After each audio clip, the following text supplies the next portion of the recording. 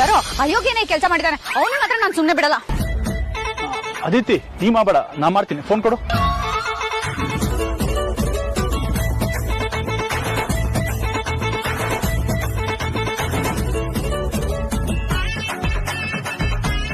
Aditi not reachable ಬರ್ತಿದೆ. Miss ಆಗ್ಬಿಟ್ಟ, ಕೈ ಜನ ಸಿಗ್ಬೇಕಿತ್ತು, ಬೆಂಡೆಕ್ ಬಿಡ್ತಿದ್ದೆ. ಹೋಗ್ಲಿ ಬಿಡು, ನೀನ್ ಇನ್ಮೇಲೆ ಹುಷಾರಾಗಿರು. ಸರಿ ಧ್ರುವ, ನಾ ಹೊರಡ್ತೀನಿ. ಬಾಯ್ ಬಾಯ್. ಮೊದ್ಲು ಅವ್ನ್ ಯಾರೋ ಫೋನ್ ಮಾಡೋ ಬದ್ಲು ಈ ಧ್ರುವನಾದ್ರೂ ಕಾಲ್ ಮಾಡಿದ್ರೆ ಎಷ್ಟ್ ಚೆನ್ನಾಗಿರ್ತಿತ್ತು. ಈ ಗೂಬೆ ಮುಂಡದಕ್ಕೆ ಅದೆಲ್ಲ ಎಲ್ಲಿ ಗೊತ್ತಾಗತ್ತೆ. ಇವತ್ತು ಹೇಗಾದ್ರೂ ಮಾಡಿ ನನ್ನ ಮನ್ಸಲ್ಲಿರೋದ್ನೆಲ್ಲ ಅತಿಥಿಗೆ ಹೇಳ್ಬೇಡ ಅನ್ಕೊಂಡಿದ್ದೆ, ಆದ್ರೆ ನನ್ನ ಪ್ಲಾನ್ ಎಲ್ಲ ಉಲ್ಟಾಗೋಯ್ತು. ಜಗವೇ ನೀನು ಗೆಳತಿಯೇ, ನನ್ನ ಜೀವದ ಒಡತಿಯೇ, ಉಸಿರೇ ನೀನು ಗೆಳತಿಯೇ, ನನ್ನನ್ನು ನಡೆಸೋ ಸಾಥಿಯೇ, ಜಗವೇ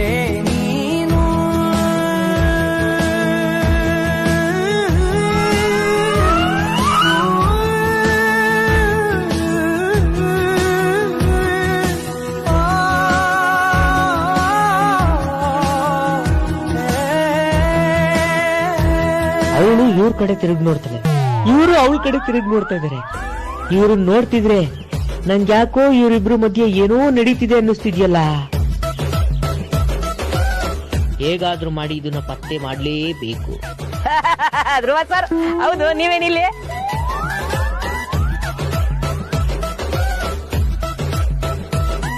ನನ್ನ ವಿಷಯ ಆಗಿರ್ಲಿ, ಆಡಿಟರ್ ಆಫೀಸ್ ಹೋಗ್ತೀನಿ ಅಂತ ಹೇಳ್ಬಿಟ್ಟು ನೀವೇನ್ ಇಲ್ಲಿ ಮಾಡ್ತಿದ್ದೀರಾ? ನಿಮ್ ಮಾಟ ಎಲ್ಲ ಬಿಟ್ಟು ಅದೇನಿದೆ ಮುಗಿಸ್ಕೊಂಡು ಬೇಗ ಬನ್ನಿ.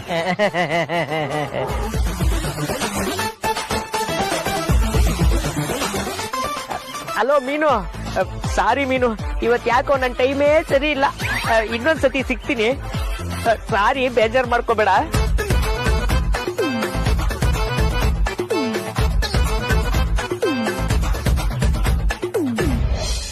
ಅವರಲ್ಲ ಅಂತ ಹೇಗೆ ಕನ್ಫರ್ಮ್ ಮಾಡ್ಕೊಂಡೆ? ನಿನ್ನ ಹತ್ರ ಏನ್ ಪ್ರೂಫ್ ಇದೆ? ನನ್ನೇನು ಅಷ್ಟು ದಡ್ಡ ಅನ್ಕೊಂಡಿದ್ಯಾ? ನನ್ ಫೋನ್ ಮಾಡಿದ್ನಲ್ಲ, ವಾರ್ಡ್ಬಾಯ್ ಹತ್ರ ಹೋಗಿ ಇವ್ರಿಬ್ಬರು ಫೋಟೋ ತೋರಿಸಿ ಇವರೇನ ಬಂದಿದ್ದು ಅಂತ ಕೇಳ್ದೆ. ಅದಕ್ಕೆ ಅವನು ಇಲ್ಲ ಸರ್, ಬಂದಿದ್ದು ಬೇರೆ ಬರು ಅಂತ. ನೋಡು, ನೀನ್ ತಲೆ ಕೆಡ್ಸ್ಕೋಬೇಡ. ಅವನ್ಯಾರೋ ಬೇರೆ ವಿಚಾರಕ್ಕೆ ಬಂದಿರ್ಬೇಕು. ಅದು ಅಲ್ಲದೆ ನಾವು ಅವಳ ಹೆಸರೇನು ಕೊಟ್ಟಿಲ್ಲ, ಬೇರೆ ಹೆಸರು ತಾನೇ ಕೊಟ್ಟಿರೋದು. ಅದಕ್ಕೆ ನಾನು ಸ್ವಲ್ಪ ಲೈಟಾಗಿ ರಿಲ್ಯಾಕ್ಸ್ ಆದೆ. ಆದ್ರೆ ನೀನು ಹುಷಾರಾಗಿರು. ಒಂದು ಕ್ಷಣ ನಿನ್ನ ಮಾತು ಕೇಳಿ ನನ್ನ ಹಾರ್ಟ್ ಬಿಟ್ಟೆ ಸ್ಟಾಪ್ ಆದಂಗಾಯ್ತು. ನೋಡು, ನೀನು ಟೆನ್ಷನ್ ಮಾಡಿಕೊಂಡು ನನಗೂ ಟೆನ್ಷನ್ ಕೊಡಬೇಡ. ಹಾಗೇನೂ ಆಗಲ್ಲ. ಎಲ್ಲಿಗಿಷ್ಟು ವರ್ಷ ಮುಚ್ಚಿಟ್ಟಿದ್ದ ಸತ್ಯ ಆಚೆ ಬಂದು ವೇದಾಂತ್ ವಿಕ್ಕಿ ನನ್ನನ್ನು ಮನೆಯಿಂದ ಆಚೆ ಹಾಕ್ತಾರೋ ಅಂತ ಟೆನ್ಷನ್ ಆಗ್ಬಿಟ್ಟಿತ್ತು. ಈ ಮನೆ ಋಣ ಮುಗೀತು ಅಂತ ಅಂದ್ಕೊಂಡಿದ್ದೆ. ಹಾಗೇನೂ ಆಗಲಿಲ್ಲ. ಆಗಕ್ಕೂ ನಾನು ಬಿಡಲ್ಲ. ಬಾಯ್.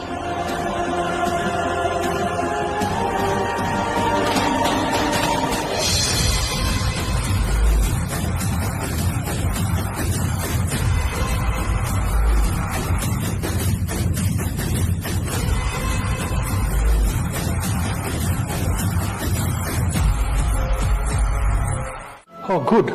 ಆದ್ರೆ ಅದನ್ನ ನನ್ನ ಹತ್ರ ಹೇಳುವಾಗಿಲ್ವಾ? ಹಾಗೇನಿಲ್ಲ ಸರ್, ಹೇಳ್ಬೋದು. ಆ ಲೇಡಿನ ಅಡ್ಮಿಟ್ ಮಾಡಿರೋ ಹಾಸ್ಪಿಟಲ್ ಹೆಸರು ಅಪೂರ್ವ ಹಾಸ್ಪಿಟಲ್ ಅಂತ. ಆ ಹಾಸ್ಪಿಟಲ್ ನಿಮ್ಮ ಮನೆಯಿಂದ ಸುಮಾರು 15 ಕಿಲೋಮೀಟರ್ ದೂರದಲ್ಲಿದೆ. ಅವತ್ತು ಸೀರಿಯಸ್ ಆಗಿರೋ ಲೇಡಿನ ಇಬ್ರು ಹಾಸ್ಪಿಟಲ್ ಕರ್ಕೊಂಡು ಬಂದಿದ್ದಾರೆ. ಆದ್ರೆ ಅವ್ರು ಯಾರು ಅಂತ ಗೊತ್ತಾಗ್ತಿಲ್ಲ. ಅದ್ಬಿಡಿ, ಅವತ್ತು ಹಾಸ್ಪಿಟಲ್ ಅಡ್ಮಿಟ್ ಆಗಿ ಲೇಡೀಸ್ ಅಂತ ಗೊತ್ತಾಯ್ತಾ? ಗೊತ್ತಾಗಿದೆ ಸರ್. ಅವತ್ತು ಅಡ್ಮಿಟ್ ಆಗಿರೋ ಲೇಡಿನ ಹೆಸರು ಕೆಂಪಮ್ಮ ಅಂತ. ನೋಡಿ, ಇದು ರಿಜಿಸ್ಟ್ರಿ ಜೆರಾಕ್ಸ್ ಕಾಪಿ. ಹಾಗಾದ್ರೆ ಇದು ನಮ್ಮಮ್ಮ ಅಲ್ಲ ಅನ್ಸುತ್ತೆ. ಪ್ರಜ್ವಲ್, ನೀವು ಬೇರೆ ಹಾಸ್ಪಿಟಲ್ನ ವಿಚಾರಿಸಿದ್ರಾ? ಹೌದು ಸರ್, ಅವತ್ತು ಡೇಟ್ನಲ್ಲಿ ನಿಮ್ಮ ಮನೆ ಹತ್ತಿರ ಇರುವ ಎಲ್ಲ ಹಾಸ್ಪಿಟಲ್ ಚೆಕ್ ಮಾಡಿದ್ದೀವಿ. ಅವತ್ತು ಬರ್ನ್ ಇಂಜುರಿ ಅಂತ ಅಡ್ಮಿಟ್ ಆಗಿರೋದು ಈ ಹಾಸ್ಪಿಟಲ್ ಅಲ್ಲಿ ಮಾತ್ರ. ಬೇರೆ ಯಾವ ಹಾಸ್ಪಿಟಲ್ ಅಲ್ಲೂ ಬರ್ನ್ ಇಂಜುರಿ ಕೇಸ್ ಬಂದಿಲ್ಲ. Dam it. ಆದ್ರೆ ಇದಕ್ಕೂ ಅಮ್ಮಂಗೂ ಏನು ಸಂಬಂಧ ಇಲ್ಲ ಅನ್ಸುತ್ತೆ. ಏಷನ್ ಕಲ್ಕೋಬಿಡಿ ಸರ್, ನಾವು ಇಷ್ಟು ಬೇಗ ಯಾವ ತೀರ್ಮಾನಕ್ಕೂ ಬರೋಕ್ಕಾಗಲ್ಲ. ಹಂಗ್ಯಾಕೋ ಈ ಕೇಸ್ ನಾವು ಅನ್ಕೊಂತಾರೆ ಇಲ್ಲ ಅನ್ಸುತ್ತೆ. ಅಂದ್ರೆ ಸರ್, ನಂಗ್ಯಾಕೋ ನಿಮ್ ತಾಯಿ ವಿಷಯದಲ್ಲಿ ಯಾರೋ ಬೇಕಂತಲೇ ಫೌಲ್ ಪ್ಲೇ ಮಾಡಿ ಹೆಸರು ಬದಲಾಯಿಸಿ ಅಡ್ಮಿಟ್ ಮಾಡಿದ್ರ ಅನಿಸ್ತದೆ.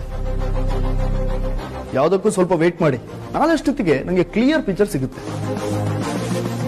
ನಾನು ಎಲ್ಲ ಕಡೆ ನನ್ನ ಮೌರನ್ನು ಬಿಟ್ಟಿದ್ದೇನೆ. ಆಲ್ರೆಡಿ ಅವರು ಡೀಟೇಲ್ಸ್ ಕಲೆಕ್ಟ್ ಮಾಡ್ತಿದ್ದಾರೆ.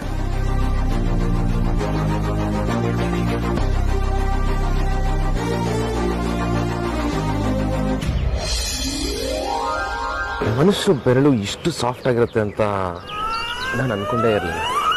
So soft. ಕೈಯೇ ಇಷ್ಟು ಸಾಫ್ಟ್ ಆಗಿದೆ ಅಂದಮೇಲೆ ಇನ್ನು ಮನಸ್ಸು ಎಷ್ಟು ಸಾಫ್ಟ್ ಆಗಿರಬಾರ್ದು. ಯಾರಾದ್ರೂ ಬಂದು ನನ್ನ ಕಾಪಾಡ್ರಪ್ಪ. ಪಬ್ಲಿಕ್ ಅಲ್ಲಿ ನನ್ನ ಮಾನ್ ಭಂಗ ಆಗೋದ್ರೊಳಗೆ ನನ್ನ ಬಚ. ನೀನು ವರ್ಕ್ ಲೈಫ್ ಹಾಗೂ ಫ್ಯಾಮಿಲಿ ಲೈಫ್ನ ಸಪ್ರೇಟ್ ಆಗಿ ಇಟ್ಕೊಳ್ಬೇಕು. ಕರೆಕ್ಟ್ ಆಗಿ ಬ್ಯಾಲೆನ್ಸ್ ಮಾಡೋದನ್ನ ಕಲ್ತ್ಕೊಳ್ಬೇಕು. ವಿಕ್ರಾಂತ್, ಜಗತ್ತಲ್ಲಿ ದೊಡ್ಡ ಗಿಫ್ಟ್ ಅಂದ್ರೆ ಟೈಮ್. ಅದು ಒಂದ್ಸಲ ಕಳೆದು ಹೋದ್ರೆ ಮತ್ತೆ ಸಿಗೋದಿಲ್ಲ. ಕೆಲವೊಂದಿನ ಯಾವಾಗ ಮಾಡಬೇಕು ಆಗ್ಲೇ ಮಾಡಬೇಕು, ಅವಾಗ್ಲೇ ಅನುಭವಿಸ್ಬೇಕು ಕೂಡ. ಫಾರ್ ಇನ್ಸ್ಟೆನ್ಸ್, ನಿಮ್ಮಿಬ್ರಿಗೂ ವಯಸ್ಸಾದ್ಮೇಲೆ ಬೈಕ್ ರೈಡ್ ಹೋಗೋದಿಕ್ಕಾಗತ್ತಾ? ಅಥವಾ ಲಾಂಗ್ ಡ್ರೈವ್ ಹೋಗೋದಿಕ್ಕಾಗತ್ತಾ? ಅಥವಾ ನಾವ್ ಹೀಗಿದೀವಲ್ಲ ಹಾಗಿರೋದಿಕ್ಕಾಗತ್ತಾ? ನೀನ್ ಹೇಳೋದೇನೋ ಕರೆಕ್ಟ್ ಆಗಿ ರಜಾ, ಆದ್ರೆ ಕೆಲ್ಸದ ಮಧ್ಯ ಟೈಮ್ ಹೊಂದ್ಸೋದ್ ಹೆಂಗೆ ಅದೇ ನಂಗೆ ಅರ್ಥ ಆಗಲ್ಲ. ಯಾವ ಕೆಲಸದಲ್ಲೂ ಬಿಡು ಅನ್ನೋದು ಇರೋದಿಲ್ಲ ವಿಕ್ರಾಂತ್. ನಾವು ಬಿಡು ಮಾಡ್ಕೊಳ್ಬೇಕು. ನಾವೆಲ್ಲ ಹೇಗೂ ಒಟ್ಟಿಗೆ ಇದೀವಿ. ನಾವು ವರ್ಕ್ನ ಶೇರ್ ಮಾಡ್ಕೊಳ್ಳೋಣ. ಲೀವ್ ತಗೋ, ನಿನ್ ಕೆಲಸನ ನಾನ್ ಶೇರ್ ಮಾಡ್ತೀನಿ. ನಾನ್ ಲೀವ್ ತಗೊಂಡಾಗ ನನ್ ಕೆಲಸನ ನೀನ್ ಶೇರ್ ಮಾಡು. ಆಗ ಎಲ್ಲರೂ ಆರಾಮಾಗಿರ್ಬೋದಲ್ವಾ? ನಿಜ ಆಗ್ರಜ. ಗುಡ್.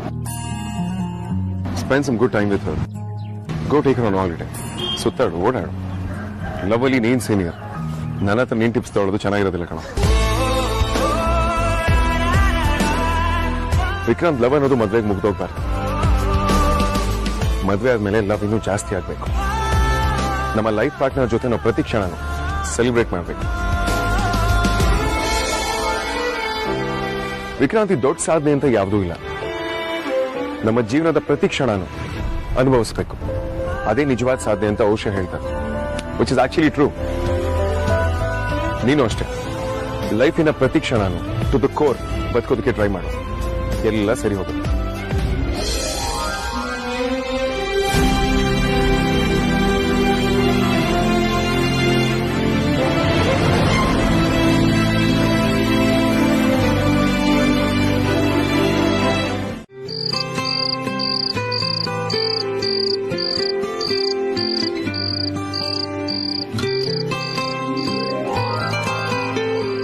ಏನಕ್ಕ ಪಾರ್ಟ್ ಟೈಮ್ ಜಾಬ್ ಹುಡುಕ್ತಿದ್ಯಾ? ಕಣ, ನನ್ ಮಾಡೋದು. ಸರಿ ಹೋಯ್ತು. ಅದಾದ 1500 ರೂಪಾಯಿ 2 ಗಂಟೆಗೆ ಬರುತ್ತೆ ಅಂತ ನಂಬ್ಕೊಂಡು ಪೇಪರ್ ಹಾಕೋ ಕೆಲ್ಸನೂ ಬಿಟ್ಬಿಟ್ಟೆ. ಈಗ ಆ 2 ಗಂಟೆ ಕೆಲ್ಸನೂ ಹೋಗತ್ತಮ್ಮ. ಹೌದು ಕಣ, ಅದು ಬಿಟ್ಟಕ್ಕಾಯ್ತು. ಅಂದ್ರೆ ಅಲ್ಲಿಗ್ ನಾನ್ ಹೇಳಿದೆ ಕರೆಕ್ಟ್ ಅಲ್ವಾ? ಏನು?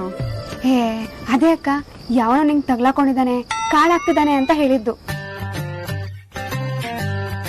ಸುಮ್ನೆ ಡವ್ ಮಾಡ್ಬೇಡ. ಯಾರೋನು ಪರಿಚಯನಾ? ಕಾಲೇಜ್ ಮೇಟಾ? ಕ್ಲಾಸ್ ಮೇಟಾ?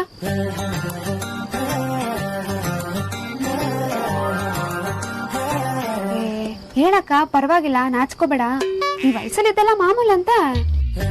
ಸಾಕ್ ಸುಮ್ನೆ. ದೊಡ್ಡ ಅಡ್ಗುಲಜ್ಜಿ ತರ ಹೇಳಕ್ ಬರ್ಬೇಡ. ಯಾರಂತಾನ ನಂಗೆ ಗೊತ್ತಿಲ್ಲ. ಮತ್ತ ಅವ್ನಿಗೆ ನಿನ್ ನಂಬರ್ ಹೇಗ್ ಸಿಕ್ತು? ಅದೇನ್ ದೊಡ್ಡ ವಿಷಯನಾ?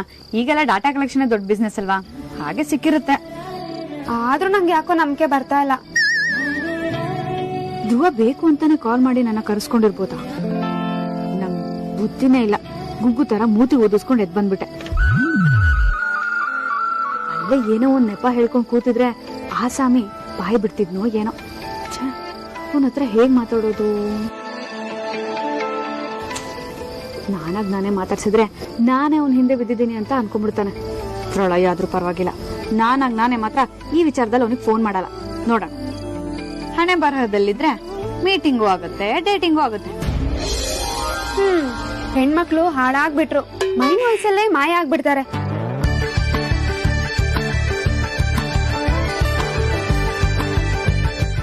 ನೋಡಿನದು ಇನ್ನೀ ವಿಷಯನ ನಿನ್ನ ಹತ್ರ ಮುಚ್ಚಿಡೋದ್ರಲ್ಲಿ ಏನು ಯೂಸ್ ಇಲ್ಲ. ಈ ವಿಷಯ ನಿನ್ ಮದ್ವೆಗಿಂತ ಮುಂಚೆನೆ ಹೇಳ್ಬೇಕು ಅಂತ ಅನ್ಕೊಂಡ್ವಿ. ಬಟ್ ಸರಿಯಾದ ಟೈಮ್ ಸಿಕ್ಕಿರ್ಲಿಲ್ಲ. ಈಗ ನೀನು ನಾವು ಮಾತಾಡೋದನ್ನ ಕೇಳಿಸ್ಕೊಂಡಿರೋದ್ರಿಂದ ಹೇಳ್ತಾ ಏನ್ ಕೇಳು. ನೀನ್ ಅನ್ಕೊಂಡಿರೋ ಹಾಗೆ ಸುಹಾಸಿನಿ ನಮ್ ಹೆತ್ತ ತಾಯಲ್ಲ. ಗೊತ್ತು ಬಾವಾ. ವಾಟ್ ವಿಷಯ ನಿಂಗೆ ಗೊತ್ತಿತ್ತಾ? ಹೌದು ಬಾವ, ನನ್ಗೆ ಈ ವಿಷಯ 2 ದಿನದ ಹಿಂದೆ ಗೊತ್ತಾಯ್ತು. ನನಗಿದನ್ನ ನಂಬೋಕೆ ಆಗ್ತಿಲ್ಲ. ಈ ವಿಷಯನ ನಿನಗೆ ಯಾರು ಹೇಳಿದ್ದು ಮೊದಲು? ವೇದಾಂತ್.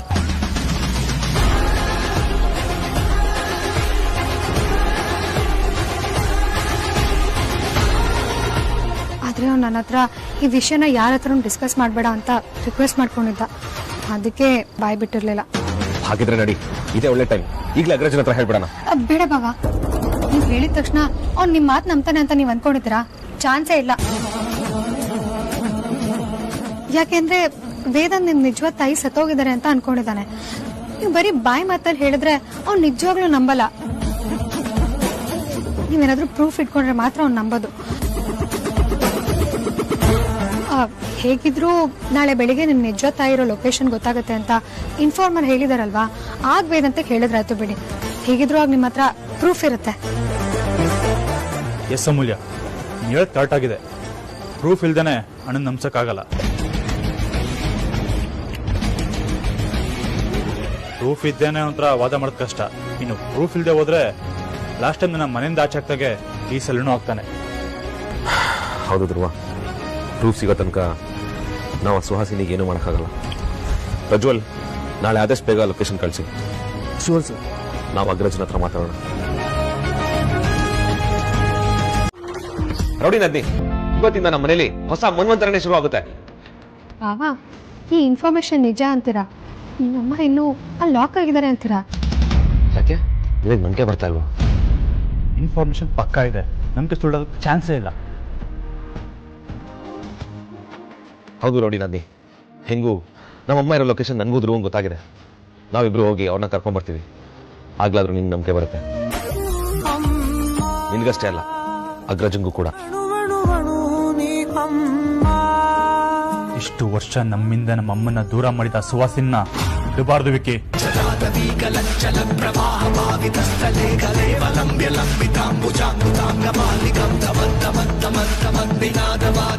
ಅವಳಿಗೊಂದು ಗತಿ ಕಾಣಿಸ್ಲೇಬೇಕು.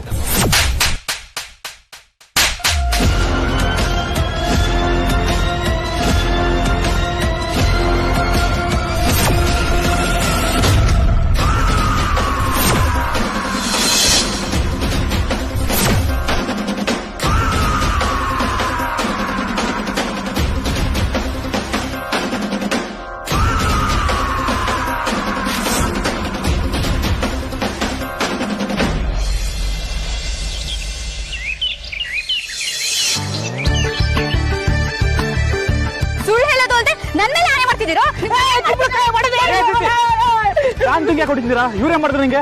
ನನ್ಗೆ ಫೋನ್ ಮಾಡಿ ಅಲ್ಲಿಗೆ ಬಾ ಇಲ್ಲಿಗೆ ಬಾ ಅಂತ ಹೇಳ್ತಾರೆ. ನನ್ನನ್ನ ಏನ್ ಅನ್ಕೊಂಡ್ಬಿಟ್ಟಿದ್ದಾರೆ ಇವರು? ಒಳ್ಳೆ ವಿಚಿತ್ರವಾಗಿದೆ ಅಲ್ಲ. ನೆನ್ನೆ ಧ್ರುವ ಯಾಕೆ ಪಾರ್ಕಿಗೆ ಬಂದಿದ್ದ? ನಂಗೆ ಸರ್ವೆ ಮಾಡಕ್ ಹೇಳಿದ್ದು ಧ್ರುವನೇ ಆಗಿರ್ಬೋದಾ? ಆಗಿದ್ರು ಆಗಿರ್ಬೋದು. ಸರ್ವೆ ಮಾಡಕ್ ಹೇಳಿದ ವ್ಯಕ್ತಿ ಮುಖ ಕೂಡ ನಾನು ನೋಡಿರ್ಲಿಲ್ಲ. ಇವನ್ ಬೇರೆ ಸಡನ್ ಆಗಿ ಪಾರ್ಕಲ್ಲಿ ಪ್ರತ್ಯಕ್ಷ ಆದ. ಧ್ರುವ ಸಿಕ್ಕಾದ್ಮೇಲೆ ನಂಗೆ ಸರ್ವೆ ಮಾಡಕ್ ಹೇಳಿದ ವ್ಯಕ್ತಿಗೆ ಕಾಲ್ ಮಾಡಿದಾಗ ಧ್ರುವನ್ ಫೋನ್ ವೈಬ್ರೇಟ್ ಆದಾಗ ಅನ್ಸ್ತು. ಆಮೇಲೆ ಅವನ ನಂಬರ್ ಇಸ್ಕೊಂಡು ಡೈಲ್ ಮಾಡ್ತೀನಿ ಅಂತ ಹೇಳಿ ಅದು ನಾಟ್ ರೀಚಬಲ್ ಬರ್ತಿದೆ ಅಂತಾನು ಹೇಳ್ದ. ನಂಗೆ ಯಾಕೋ ಎಲ್ಲ ಕಿತಾಪತಿ ಧ್ರುವಂದೆ ಅಂತ ಅನ್ಸ್ತಿದೆ. ಮೊದಲನೇ ದಿನ ನಾನು ಆ ಪಾರ್ಕಿಗೆ ಹೋಗಿ ಆ ವ್ಯಕ್ತಿ ಜೊತೆ ಮಾತಾಡುವಾಗ ಆ ವ್ಯಕ್ತಿ ಧ್ವನಿನೂ ಸೇಮ್ ಧ್ರುವನ್ ಧ್ವನಿ ಹಾಗೆ ಇತ್ತು. ಒಂದ್ ವೇಳೆ ಧ್ರುವನೇ ಕೆಲಸ ಮಾಡಿದ್ರು, ಏನು ಉದ್ದೇಶ ಇಟ್ಕೊಂಡು ಮಾಡಿರ್ತಾನೆ? ಧ್ರುವ ನಾನು ನೋಡಕ್ಕೋಸ್ಕರ ಪಾರ್ಕಿಗೆ ಬಂದು ಡ್ರಾಮಾ ಎಲ್ಲ ಮಾಡಿದ್ನ? ಅದು ಧ್ರುವ. ಹಾಗಂದ್ರೆ ಅವನಿಗೆ ನಾನಂದ್ರೆ ಇಷ್ಟನಾ?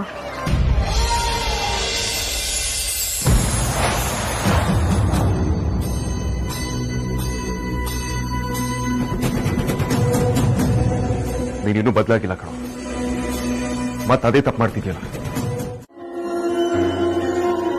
ನಮಗೂ ಅರ್ಥ ಆಗುತ್ತೆ ಅಮೂಲ್ಯ. ಆ ಸುವಾಸನ್ಗೆ ನಿಮ್ ಮೇಲೆ ಕಣ್ಣಿದೆ. ಅವಳೀಗ್ಲೂ ನಿನ್ನ ಅಣ್ಣನ ದೂರ ಮಾಡ್ಬೇಕು ಅಂತ ಹೊಂಚಾಗ್ತಿದ್ದಾಳೆ. ಹುಷಾರಾಗಿರ್ಬೇಕು. ಅಷ್ಟೇ ಅಲ್ಲ ರೌಡಿ ನದಿ, ಅಗ್ರಜನ್ಗೆ ಅರ್ಥ ಮಾಡಿಸೋ ಕೊನೆಯದಾಗ ಚಾನ್ಸ್ ಇರೋದು ನಿನ್ನಿಂದ ಮಾತ್ರ. ಹೇಗಾದ್ರೂ ಮಾಡಿಸಿ ಅವನ್ನ ಒಪ್ಸು, ಇಲ್ಲಾಂದ್ರೆ ಲೈಫ್ ಲಾಂಗ್ ನಾವು ಅಮ್ಮನ ಕಳ್ಕೊಂಡ್ಬಿಡ್ತೀವಿ.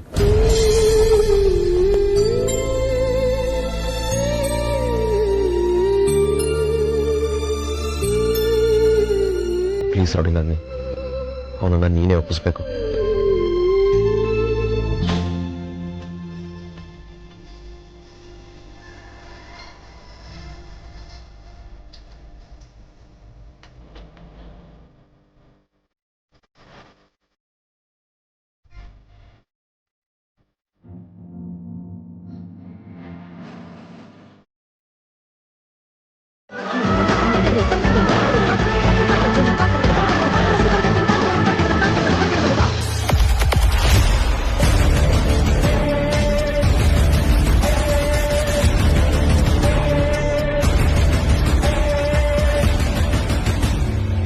ನನ್ನ ಮಕ್ಕಳು ನನ್ನ ನೋಡ್ಕೊಂಡು ಹೋಗಿದ್ದಾರೆ ಅಂತ ಕಾಣುತ್ತೆ.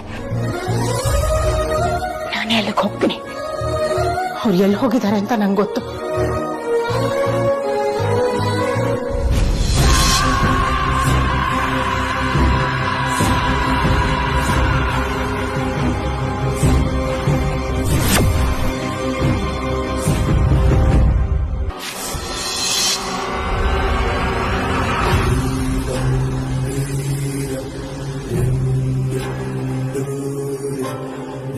ಒಂದೇ ಕಲ್ಲಲ್ಲಿ 2 ಹಕ್ಕಿ ಹೊಡೆಯೋದು ಅಂದ್ರೆ ಇಕ್ಕಿದೆ. ಅವ್ರು ಹೋಗಿದ್ದ ಜಾಗಕ್ಕೆ ನೀನು ಹೋಗ್ತಾ ಇದೀಯ. ಇಬ್ರು ಮುಖಾಮುಖಿ ಆಗ್ತಾರ?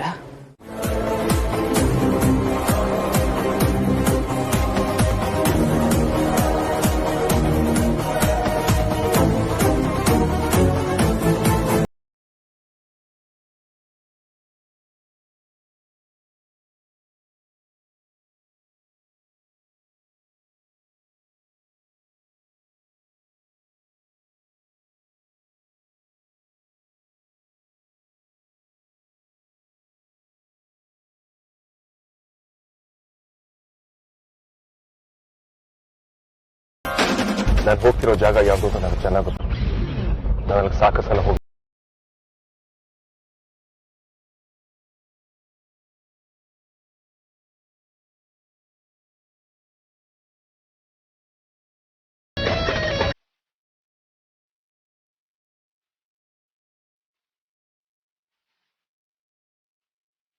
ರಜಾ, ಸ್ವಲ್ಪ ನಿಧಾನಕ್ಕೆ ಹೋಗೋಣ. ಯಾಕೆ ಇಷ್ಟೊಂದು ಫಾಸ್ಟ್ ಹೋಗ್ತಿದ್ಯಾ?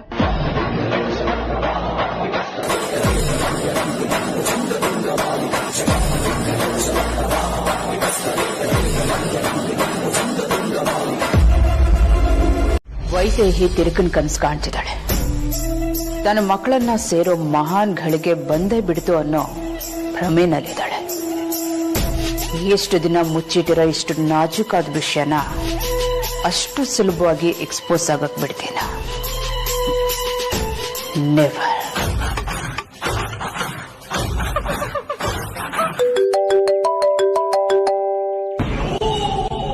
ಹೇಳು ಪರಮಾನಂದ. ಆ ವೈದೇಹಿ ಮಕ್ಕಳು, ಅದೇ ನಮ್ಮನೆ ಹುಡುಗರು, ನಾವು ವೈದೇಹಿನ ಕೂಡಾಕಿದ್ದ ಜಾಗದ ಕಡೆನೆ ಹೊರಟಿದಾರಂತೆ. ಅವ್ರ ಕಾರಲ್ಲಿ ಹೋಗ್ತಾ ಇರೋದನ್ನ ನಮ್ಮ ಕಡೆ ಹುಡುಗ ನೋಡಿ ಫೋನ್ ಮಾಡಿದ್ದ. ವೇದಾಂತ ಆಗ್ಲಿ ವಿಕ್ರಾಂತ್ ಆಗ್ಲಿ ನಾವು ವೈದೇಹಿನ ಕೂಡಾಕಿದ ಕಡೆ ಯಾವತ್ತೂ ಬಂದಿರ್ಲಿಲ್ಲ. ಇವತ್ತು ಬರ್ತಾ ಇದ್ದಾರೆ ಅಂದ್ರೆ ಅವ್ರಿಗೇನಾದ್ರೂ ನಮ್ಮ ಮೇಲೆ ಅನುಮಾನ ಬಂದಿರ್ಬೋದಾ? ಅನುಮಾನ ಅಲ್ಲ ಕಣ, ಆ ವಿಕ್ಕಿಗೆ ವೈದೇಹಿ ಬದುಕಿದಳೆ ಅನ್ನೋದು ಗೊತ್ತಾಗಿದೆ. ಅಂದ್ರೆ ನಮ್ ಕತೆ ಮುಗ್ದಂಗೆ. ಇದಕ್ಕೇನಾದ್ರು ಒಂದು ಮಾಡ್ಬೇಕಲ್ಲಕ್ಕ. ಇಲ್ಲ ಅಂದ್ರೆ ಪರ್ರಪ್ಪ ನಗರದಲ್ಲಿ ನಾವಿಬ್ರು ಗೆಸ್ಟ್ ಆಗಿ ಉಳ್ಕೊಳ್ಳೋದು ಗ್ಯಾರಂಟಿ. ಅಕ್ಕ, ನಮ್ ಕಡೆ ಹುಡುಗರನ್ನ ಏನಾದ್ರು ಕಳ್ಸ್ಕೊಳ್ಳ? ಏನ್ ಪ್ರಯೋಜನ? ಅವ್ರನ್ನೆಲ್ಲ ಹೊಡೆದು ಓಡಿಸ್ತಾರೆ. ಜೊತೆಗೆ ಆ ಧ್ರುವ ಬೇರೆ ಇದಾನಲ್ಲ, ಬಲದಿಂದ ಅವ್ರನ್ನೆಲ್ಲ ಕಟ್ಟಾಕಕ್ಕಾಗತ್ತ? ಇದೇನಕ್ಕ ಇಷ್ಟು ಸಲೀಸಾಗಿ ಹೇಳ್ತಾ ಇದೀಯಾ? ನಿನ್ಗೇನ್ ಭಯ ಆಗ್ತಾ ಇಲ್ವಾ? ನಾವೇನಾದ್ರೂ ಮಾಡಿ ಇದನ್ನ ತಡಿಬೇಕಲ್ವಾ? ನಾವ್ಯಾಕೋ ತಡಿಬೇಕು? ಆ ವೈದೇಹಿನೇ ತಡಿತಾಳೆ ಬಿಡ. ಅವಳು ಹೆಂಗಕ್ಕ ತಡಿತಾಳೆ? ಇವರೆಲ್ಲ ಆಲ್ರೆಡಿ ಹೊರಟು ಬಂದಾಯ್ತಲ್ಲ. ಅವರಷ್ಟೇ ಅಲ್ಲ, ಆ ವೈದೇಹಿ ಕೂಡ ಅಲ್ಲೇ ಹೋಗ್ತಿದ್ದಾಳೆ. ಅಕ್ಕ, ನಾನ್ ಮೆಂಟ್ಲಾಗಿದ್ದೇನ ಇಲ್ಲ ನೀನ್ ಮೆಂಟ್ಲಾಗಿದ್ಯಾ ಒಂದು ಅರ್ಥ ಆಗ್ತಾ ಇಲ್ಲ ನನ್ಗೆ. ಅಲ್ಲಕ್ಕ, ಇವರೆಲ್ಲ ಒಟ್ಟೊಟ್ಟಿಗೆ ಸೇರಿ ಫ್ಲಾಶ್ ಬ್ಯಾಕ್ ಎಲ್ಲ ನೆನ್ಪಾಕ್ಬಿಟ್ರೆ ನಾವಿಬ್ರು ಗಾನ್ ಕೇಸ್ ಅಲ್ವಾಕ? ಇಲ್ಲಿ ಏನ್ ನಡೀತಿದೆ? ನೀನ್ ಏನ್ ನಡೆಸ್ತಾ ಇದೀಯಾ? ನನ್ಗೇನು ಅರ್ಥ ಆಗ್ತಾ ಇಲ್ಲಕ್ಕ. ನನ್ BP ರೈಸ್ ಆಗಿ ತಲೆ ಚಕ್ಕರ್ ಆಗ್ತಾ ಇದೆ. ಟೆನ್ಷನ್ ಮಾಡ್ಕೋಬೇಡ ಪರಮಾನಂದ, ಎಲ್ಲ ನನಗೆ ಹೇಗ್ ಬೇಕೋ ಹಾಗೇ ಆಗತ್ತೆ. ವಿಷಯ ಏನಪ್ಪಾ ಅಂದ್ರೆ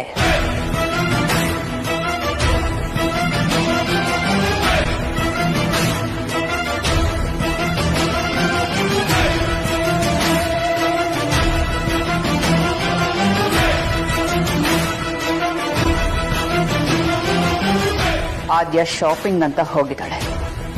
ಆಗ ಈಗ ನಿನ್ ಪ್ಲಾನ್ ಏನು ಅಂತ ನನ್ಗೆ ಅರ್ಥ ಆಯ್ತು ಬಿಡು.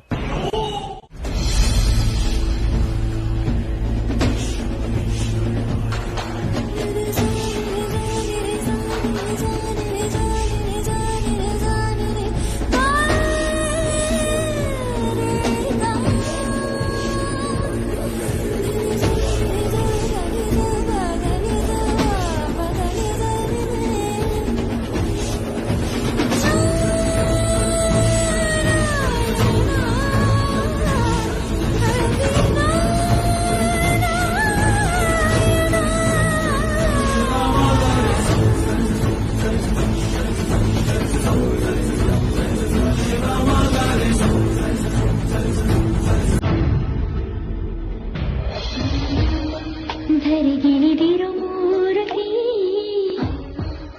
ಸ್ವರ ಬಡಿತದ ಸಾರಥಿ, ಧರಿಗಿಳಿದಿರು ಮೂರತಿ ಸ್ವರ ಬಡಿ.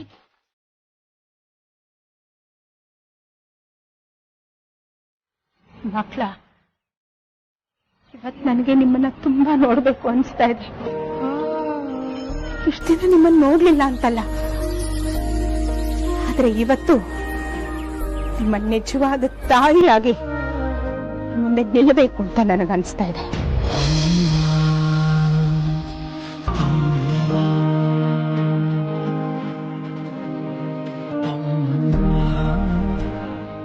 ಅಮ್ಮ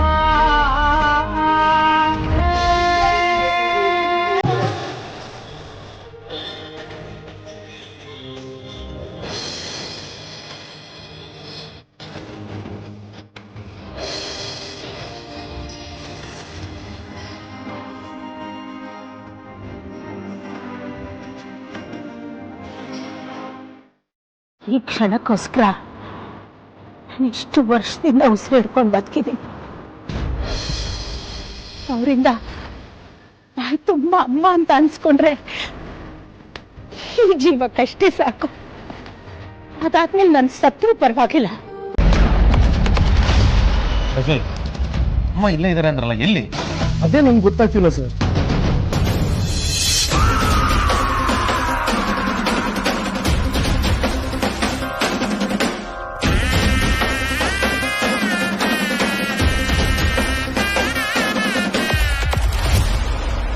ಬಂದ್ರು, ನನ್ನ ಮಕ್ಕಳು ಬಂದ್ರು. ಮೇಲ್ಗಡೆ ನೋಡೋಣ ಸರ್.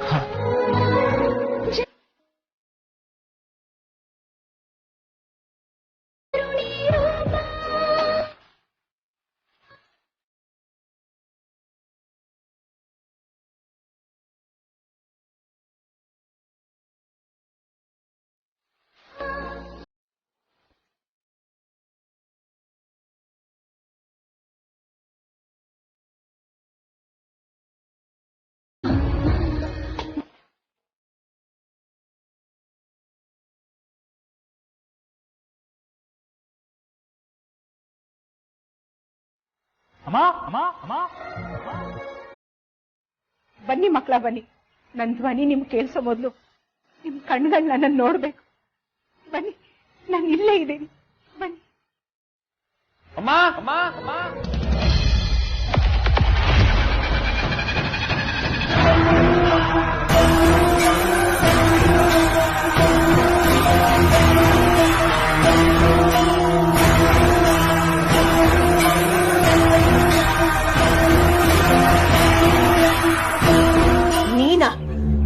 ನೀನ್ ಇಲ್ಲೇನ್ ಮಾಡ್ತಿದ್ಯಾ?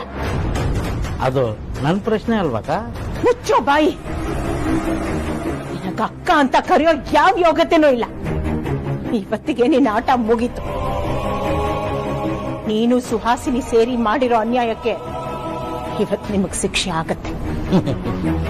ಸಾಯ್ಬೇಕಂತ ವಿಷ ಕುಡ್ದವನ್ಗೆ ಸಾಯೋ ಟೈಮಲ್ಲಿ ಬದುಕ್ಬೇಕಂತ ಆಸೆ ಹುಟ್ಟತ್ತಂತೆ.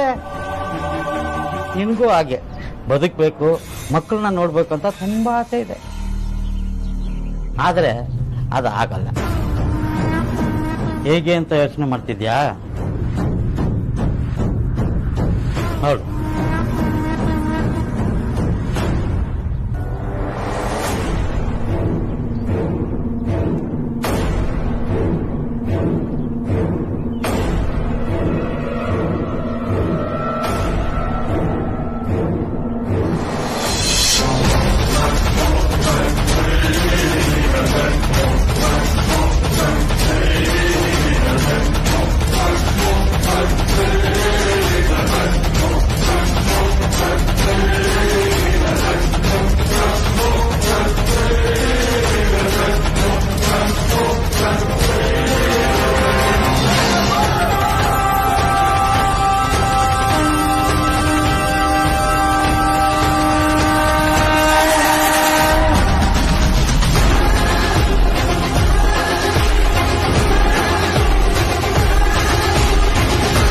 ಬೆಂಕಿನೂ ಹಾಸಕ್ಕಾಗ್ದೆ, ಏನ್ ಮಾಡ್ಬೇಕು ಅಂತ ಗೊತ್ತಾಗ್ದೆ.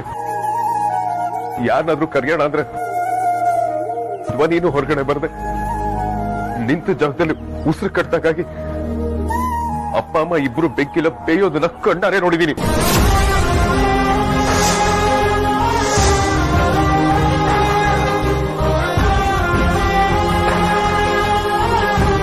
ಅದಕ್ಕೆ ಕೊಡ್ರೋ ಹೇಳಿ, ಅಮ್ಮ ಇಲ್ಲ, ಅಮ್ಮ ಬರೋದಿಲ್ಲ ಅಂತ. ಅವತ್ತು ಅಮ್ಮನ ಪರಿಸ್ಥಿತಿ ಹೇಗಿತ್ತು ಅಂತ ನನಗೆ ಮಾತ್ರ ಗೊತ್ತು ಕಣ್ರು. ಆ ಪರಿಸ್ಥಿತಿ ಯಾರಿಗೂ ಬರೋದು ಬೇಡ. ಜೀವಂತವಾಗಿ ಬೆತ್ತೋದ್ಲು ಕಂಡ್ರು ನಮ್ಮಮ್ಮ.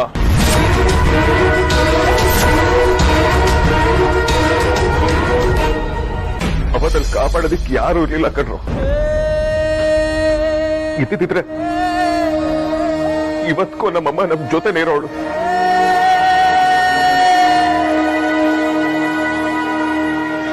ನೀವು ನಿಮಗ್ ಮಾತ್ರ ಅಮ್ಮನ ಮೇಲೆ ಪ್ರೀತಿ ಇದೆ ನೋಡಿತಿ ಬಿಂಬಿಸಿ ಇಲ್ಲಿವರೆಗೂ ಹುಡ್ಕೊಂಬದ್ರಲ್ಲ. ನನಗೂ ಅಮ್ಮನ ಮೇಲೆ ಅಷ್ಟೇ ಪ್ರೀತಿ ಇದೆ ಕಣ್ರು.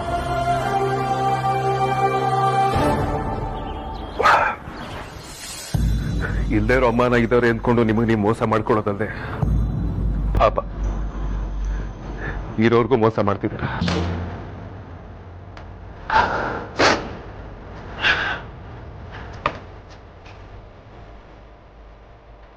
ನಾನಿಲ್ಲಿ ಬರ್ತಾನೆ ಇರ್ಲಿಲ್ಲ.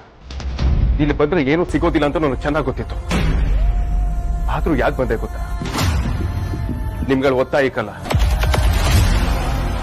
25 ವರ್ಷದ ಹಿಂದೆ ಕಣ್ಣೆದುರುಗಡೆ ನಡೆದಿರೋ ಘಟನೆ ಸುಳ್ಳಾಗ್ಲಿ, ಯಾವುದೋ ಒಂದು ಚಮತ್ಕಾರ ಆಗಿ ಅಮ್ಮ ಬದುಕಿರ್ಲಿರೋ ಪುಟ್ಟ ಆಸೆಯಿಂದ.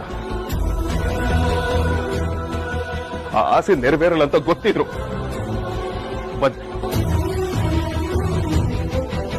ಅಮೂಲ್ಯ, ಸತ್ಯ 10 ಹೆಜ್ಜೆ ಮುಂದೆ ಇದ್ರೆ ಮಾತ್ರ ಅಲ್ಲ, 1 ಹೆಜ್ಜೆ ಮುಂದೆ ಇದ್ರು ಅದು ಸತ್ಯನೇ. ಅಮ್ಮ ತೀರ್ಕೊಂಡಾದ್ಮೇಲೆ ನಮ್ಮನ್ನ ಬೆಳೆಸಿದ್ದು ಸುಹಾಸಿನಿ ಅಮ್ಮ. ಒಂದು ವೇಳೆ ಸುಹಾಸಿನಿ ಅಮ್ಮ ನಿಮಗೆ ಕ್ಷಮಿಸಿದ್ರು, ನಾನು ಮಾತ್ರ ನಿಮ್ಮನ್ನು ಯಾವತ್ತೂ ಕ್ಷಮಿಸೋದಿಲ್ಲ.